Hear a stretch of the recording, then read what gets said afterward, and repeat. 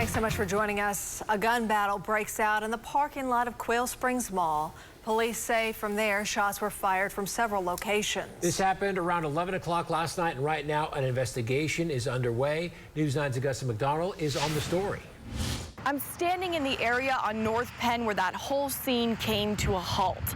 There's some businesses behind me, an apartment complex, and a senior living center nearby.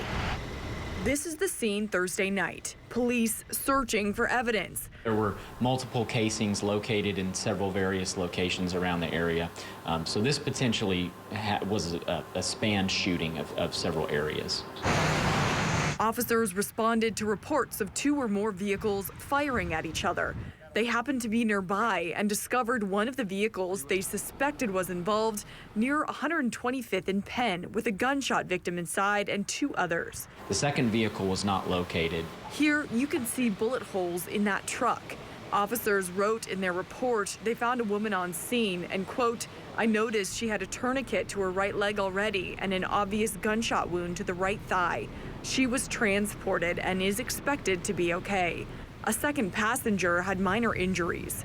The driver was 22-year-old Terrence Britton. Ultimately, that driver was arrested. Arrested on a complaint of assault and battery with a deadly weapon.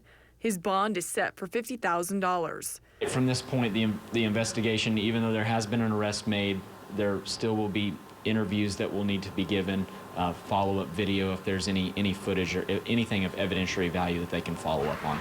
If you know anything about the other vehicle or others who might have been involved, you can submit that information to Crime Stoppers. The truck that was being driven by the shooter is now in police custody. In Oklahoma City, Augusta McDonald for Oklahoma's own News 9.